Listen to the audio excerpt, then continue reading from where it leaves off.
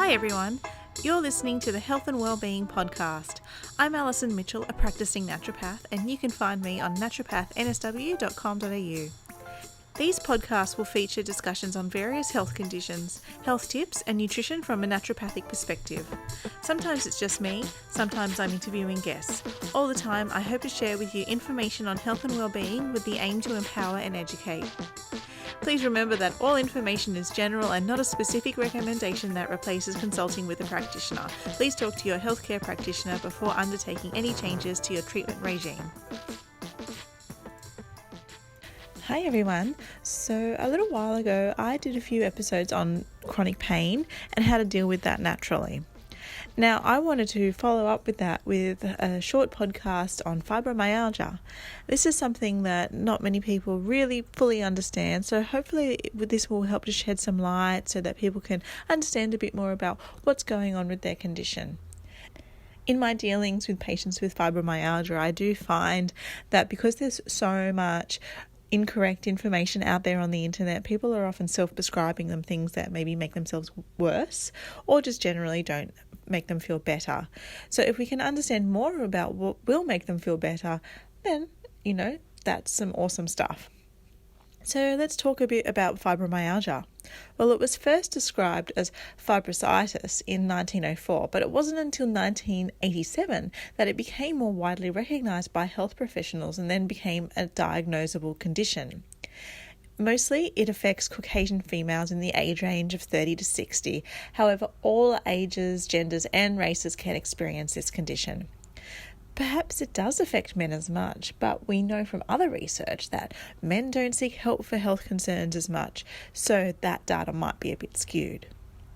It's not unheard of for people with this condition to be sent off for psychological treatment. However, this condition needs a lot more than counselling and antidepressants, and unfortunately, this referral can be done with the thought that if it is a condition that exists solely in the mind, and so there is a stigma associated with this condition. So let's clear something up. Fibromyalgia is not the same as chronic fatigue syndrome. Yes, people with fibromyalgia have ongoing fatigue and some similar symptoms of mood, but chronic fatigue syndrome does not have the pain or achiness.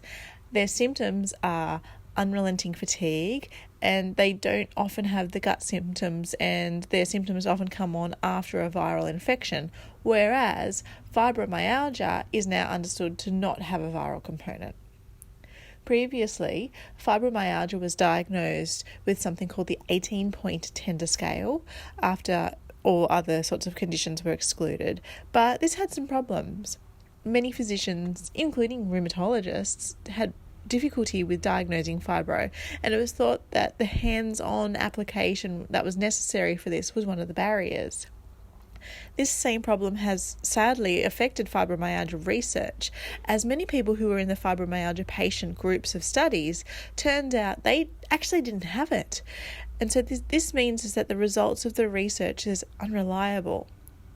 There was a study done where specific experts on fibromyalgia looked at the diagnostic skills of specialists such as rheumatologists in regards to fibromyalgia, and they found only 30% of those diagnosed by GPs, interns and specialists were actually correctly diagnosed. Now, this study resulted in a change of the diagnostic technique that was commonly being used. A big issue with the incorrect diagnosis is because the treatment that doctors give won't help, and it also gives unreliable data in a lot of the research done in patients who were in fact incorrectly diagnosed with fibro. Another downside of the tender points test is that these sore points can be sore in people without fibro because they are trigger points for general muscle stress. An easy thing to provide a hint whether fibromyalgia may be worth considering is to squeeze the larger muscles on your body, not too hard, for instance that of your thigh or your upper arms.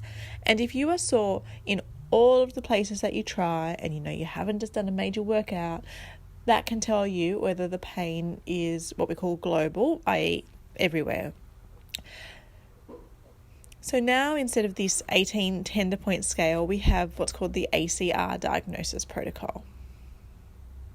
Instead of the physician challenging the sore areas, the patient has to complete a subjective questionnaire about whether they have pain areas and also to describe the symptoms such as fatigue, brain fog, and unrefreshed sleep. They also have to answer questions about IBS type symptoms, such things as depression or headaches, and all of these symptoms have to be present for 6 months consistently, and it can't be caused by something else.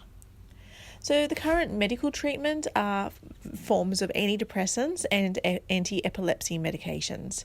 They usually work on our GABA or serotonin receptors. Lots of other medications have been tried in the years with limited success, including opioids, anti-inflammatories, muscle relaxants, but fibromyalgia is not an inflammatory nor a muscular problem. Unfortunately, even the currently used medications are not designed specifically for fibro. They're actually recycled versions of other medications. There is no drug that works well for this condition. Statistics show that less than 25% of people with fibro report a significant improvement from their meds. That's actually really little. And unfortunately, a lot of these medications, they can wear off after a few months, and for some of them, pain can be worse afterwards. It can be very tricky to unravel all of the possible causes that can mimic fibromyalgia, the things which cause, and air quotes here, pseudo fibromyalgia, but it's important to get it very thoroughly and holistically addressed. There are several people that I see in clinic with pseudo fibromyalgia, i.e. there was actually a different cause for their symptoms, but this wasn't properly investigated. And as we know from that study that I was referring to before, 2/3 of people are incorrectly diagnosed with fibromyalgia. So for those that I actually do see that have fibromyalgia, it can be tricky to understand what's causing it and what to actually do about it. One of the things where understanding is going on with fibromyalgia is that there is inflammation in the brain. There is an activation of the microglia, which is the immune system within the brain. This creates a sensation of pain in the muscles when there actually isn't anything wrong with the muscles or soft tissues at all. So you could equate this to the pain experienced by someone with phantom limb syndrome. Now, this inflammation in the brain could be activated by dysbiosis, an imbalance of the gut bacteria, or from inflammation from leaky gut and from other disturbances in that gut-brain axis. Endotoxins or LPS are substances which cross that blood-brain barrier and create inflammation in the brain, and they come as a result of imbalances in our gut. People with fibro have higher levels of substance P in their spinal cord and their brain, and this causes the creation of more association neurons on the dorsal horns in the spinal cord, which essentially causes referred pain to pretty much the whole body. They also have a downregulation of the stopping of certain nervous system messages. There are many things that our nervous system takes into account and realizes that they are no longer threats, so they say stop sending out signals about it. For example, you can't currently feel your clothing. You put your hand on your leg and after a little while you can't feel it there anymore. But people with fibromyalgia get sent these messages constantly. Part of the brain that is responsible for all of this is the limbic system, which is sometimes called the emotional brain. It's also involved in blocking and facilitating pain. Trauma and emotional stress can cause the limbic system to view the environment as a constant threat, and this is likely to be more of an issue for women than men. Imbalances in this limbic system can cause a lot of the symptoms of fibromyalgia. That sort of hypervigilance, which can cause sleep disorders, parasympathetic and sympathetic imbalance, so essentially irritable everything, including irritable bowel syndrome, inhibition of the sensory stimuli, and a lot more stress hormones. Thankfully, with work on retraining this part of the brain, people with fibromyalgia do start to see improvements. And we know that there's also an imbalance with serotonin. This causes that vicious cycle affecting sleep, fatigue, stress, pain, and it just goes on and on. The sleep aspect of fibromyalgia is actually quite unique, and a sleep study can be one of those factors that can help confirm fibromyalgia. So, what does treatment of fibromyalgia involve? Firstly, improving sleep. We need to improve sleep by correcting our melatonin signaling, by removing all sources of blue light which can help us to improve our sleep. Get rid of all the devices and sources of light. If you must look at a screen, use amber glasses or use blue blocking apps and software that helps to change the screen colour. There are even light bulbs that can help to adjust for this. We need to improve our serotonin levels. Now, the sleep work that I just mentioned needs to be done.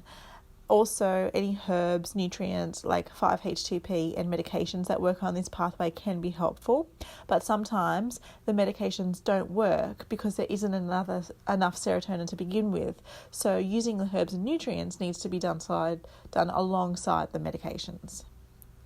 You also need to make sure your vitamin D is adequate, as among other things, this nutrient works on serotonin manufacture.